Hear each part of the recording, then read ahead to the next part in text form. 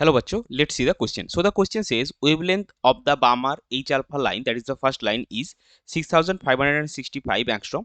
Calculate the wavelength of H beta, that is second line of Balmer series. तो चलिए सबसे पहले देखते हैं इस क्वेश्चन का की कॉन्सेप्ट क्या है.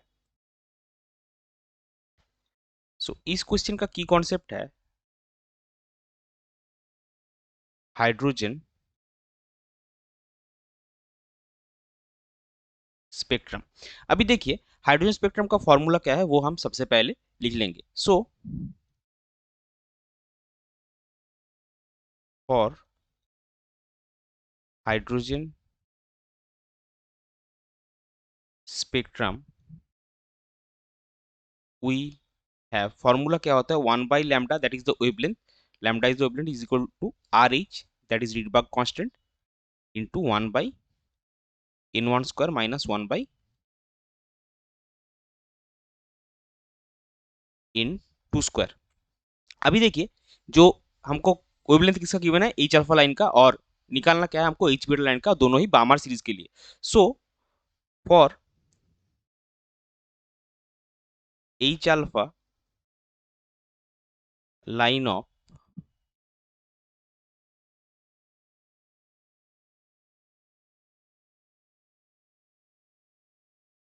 बामर सीरीज हमको n1 का वैल्यू कितना मिलेगा. बामर सीरीज के लिए n1 हमेशा 2 होता है, एंड फर्स्ट लाइन है यानी कि n2 आपको मिलेगा 3. So we will have 1/lambda alpha is equal to RH into 1/2 square minus 1/3 square.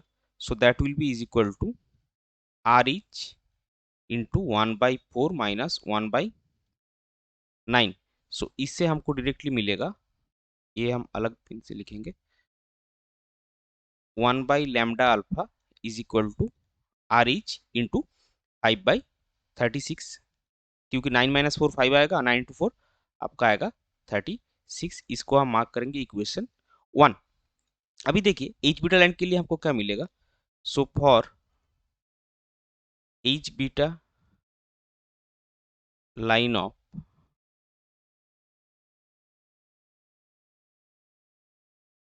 बामर series, n1 क्या है, n1 हमेशा बामर सीरीज के लिए 2 है, और n2 जो होगा, एंड n2 ये सेकंड लाइन है यानी कि n2 आपका होगा 4. सो आपको क्या मिलेगा 1/लैम्डा beta is equal to R H into 1/2 square minus 1/4 square. That will be RH into 1/4 minus 1/16.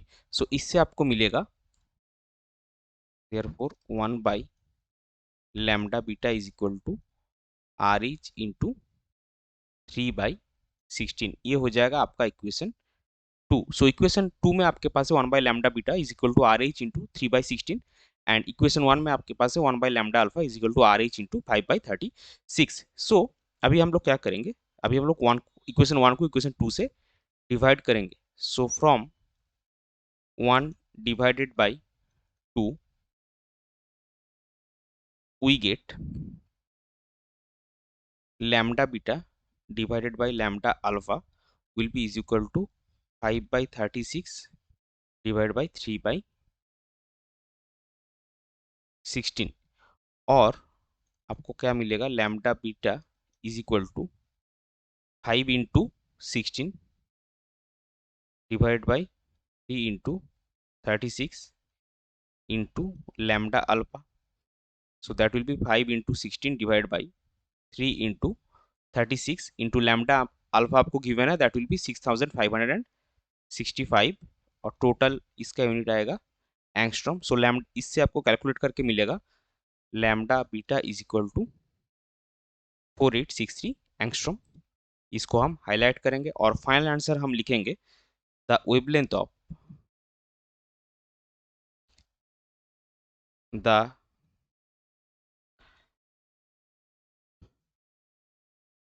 wavelength of the